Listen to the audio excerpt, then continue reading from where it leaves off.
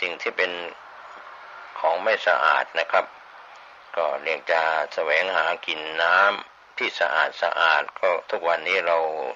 น้ำในแม่น้ำลำคลองสระห้วยหนองคลองบึงเราก็ไม่กินกันแล้วกินน้ำที่ผลิตเป็นน้ำขวดน้ำสะอาด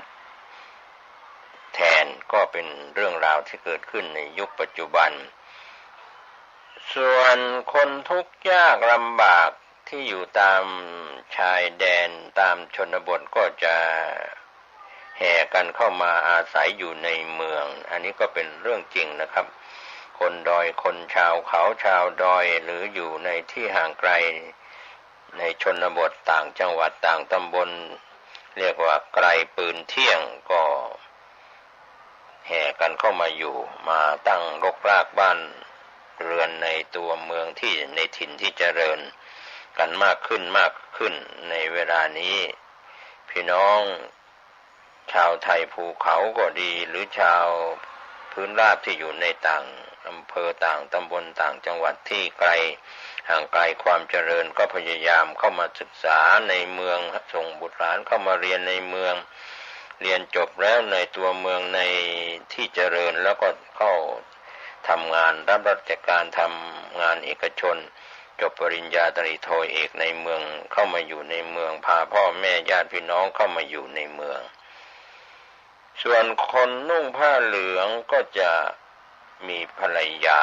ก็เป็นเรื่องที่โบราณเขากล่าวไว้เป็นสำนวนว่าคนนุ่งผ้าเหลืองจะเอาเมียก็หมายความว่าอาจจะมีพระคุณเจ้าบางรูปบางองค์ที่ทำผิดศีลอยู่ในกาสาวพัสต์นะครับก็มีเรื่องยุ่งเกี่ยวที่เป็นปัญหาโลกวัชชะเกี่ยวกับสีกาอะไรทำนองนั้นก็คนดีก็จะเหลือน้อยลงนะครับเพราะว่าต่อไปก็จะมีภารชนคนชั่วเต็มบ้านเต็มเมืองส่วนสัตว์ป่าดงพงพีก็จะสูญพันธุ์นะครับจะไม่สูญพันธุ์ได้อย่างไรนะครับท่านผู้ฟังช้างป่าสัตว์ป่าแม้เราจะมีกระทรวงทรัพยากรธรรมชาติดูแลสัตว์ป่าที่ห่วงห้ามแต่ว่าพรานป่านักล่าสัตว์ก็ทำลายสัตว์ป่าจนหมดสิ้นสูญพันธุ์เมื่อป่าไม่มีสัตว์ป่าก็หมดไปด้วยนะครับท่านผู้ฟังฉะนั้นวันนี้เราจะเชื่อมากน้อยเพียงใดแค่ไหนในเรื่องราวต่างๆที่เกิดขึ้นในยุคอดีตยาวนานมาจนถึงปัจจุบันก็ทำให้เราเข้าใจว่าสิ่งต่างๆนั้นได้แปรเปลี่ยนไปแล้วไม่เชื่อก็อย่าลบหลู่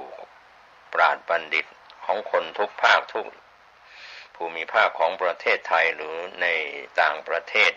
ที่เขามีการพยากรณ์ไว้เรื่องของภัยพิบัติต่างๆที่เปลี่ยนจากหน้ามือเป็นหลังมือดังคำอีสานโบราณกล่าวไว้เรื่องภัยพิบัติว่าพระจะไม่เชื่อสมภารพญามารจะสู้ผู้ครองเมืองเสือเหลืองจะปล้นบ้านห้วยหนองคลองจะแคบแกรบจะมีราคาหมูหมาคนตายไม่ต้องเป็นไข้โรคใหม่จะมากินคนไอ้ตีนมนจะออกเขาเสาจะกินเงินมนุษย์เดินดินจะกินน้ำพญานาคคนทุกข์ยากจะแห่เข้าเมืองคนนุ่งห่มผ้าเหลืองจะเอาเมียคนดีก็จะเหลือน้อยภารชนคนชั่วก็อยู่กันเต็มบ้านเต็มเมืองสัตว์ป่าดงพงพีจะสูญพันธุ์ก็เป็นเรื่องราวที่นำเรื่องนี้มากล่าวก็เป็นอุทาหรณ์ชวนท่านคิดท่านพิจารณากันก็ส่งท้ายในเรื่องนี้เรามีเรื่องที่กล่าวไว้ที่พระพุทธองค์ทรงตรัสไว้ในสมัย 2,500 กว่าปีมาแล้วในวิธีล้างบาปของแนวทางของพระพุทธเจ้าว่าสมัยหนึ่งนั้นพระพุทธเจ้าประทับอยู่ที่ตำบลขยาศรีสะคราวนั้นอยู่ในระหว่างฤดูหนาวก็ประมาณ8 วันเรียกว่าราวกลางเดือน3นะครับของปฏิทินไทย มีหิมะตกมากก็คือช่วงฤดูหนาวเวลากลางคืนก็หนาวจัดพวกชดินนักบวชที่กล้าวผมของอินเดียในสมัยโบราณก็เป็นการกล้าวผมเป็นกระเซิงกลายมาเป็นแบบชฎาเป็นอันมากก็พากันลงไปยังแม่น้ำขยาดำผุดดำว่ายสนานกล้าวศีรษะลดให้เปียกบูชาไฟบ้างหรือคิดว่าความบริสุทธิ์นั้นมีได้ด้วยวิธีปฏิบัตินี้ก็เรียกว่าล้างบาปในแม่น้ำขยาหรือแม่น้ำคงคาในปัจจุบันพระพุทธเจ้าได้ทอดพระเนตรเห็นการปฏิบัติของพวกชนดินเหล่านั้นแล้วก็อุทานขึ้นในเวลานั้นว่าความดีบริสุทธิ์สะอาดมิได้มีเพราะน้ำก็หาไม่ชนก็อาบน้ำกันมากสัจจะและธรรมะมีในผู้ใดผู้นั้นเป็นคนสะอาดเป็นพราหมณ์ก็คือคนดีคือความสะอาดในทางพระพุทธศาสนาก็คือการมีสัจจะและมีธรรมะไม่ใช่สะอาดเพราะการอาบน้ำพระพุทธองค์ทรงอุทานแสดงว่าพระพุทธเจ้าไม่ทรงรับรองการล้างบาปเชื่อถือการปฏิบัติของพวกชดินคนก็อาบน้ำกันทั้งนั้นพากันสะอาดบริสุทธิ์ด้วยกันทุกคนนึกดูสัตว์ที่อยู่ประจำในน้ำปูปลาก็จะยิ่งบริสุทธิ์สะอาดกว่าคนเสียอีกก็ทรงรับรองความบริสุทธิ์สะอาดว่าอาจมีได้ด้วยการอบรมก็คือมีสัจจะและมีธรรมะในตัวตนฉะนั้นการที่เราจะมีความดีสะอาดบริสุทธิ์สะอาดไม่จำเป็นต้องไปดำผุดดำว่ายในแม่น้ำลำคลองหรือประกอบพิธีกรรมอย่างอื่นเพื่อจะล้างบาป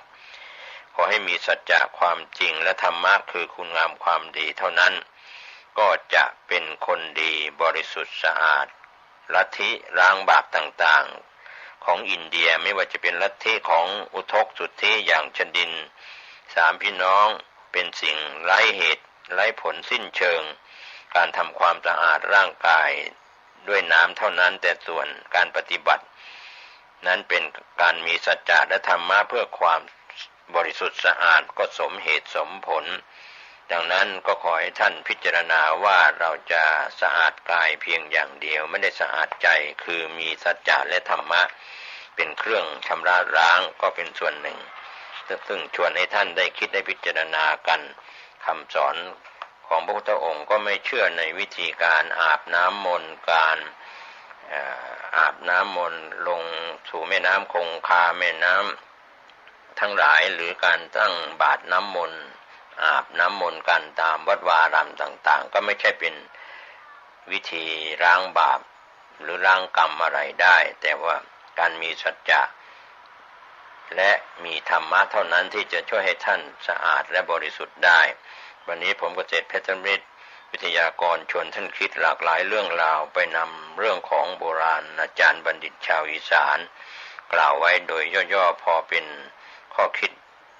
ชวนท่านคิดให้ได้สติปัญญาบารมีเกิดแล้วด้วยดีสอนลูกสอนหลานสอนคนที่เชื่อฟังถ้อยฟังคำท่านสุขกายสุขใจสวัสดีครับขอเจริญสุขญาติโยมท่านผู้ฟังทั้งหลายทุกท่านทุกคนก็มาพบมาพบกันทางสถานีวิทยุแห่งนี้รายการนี้เป็นรายการสด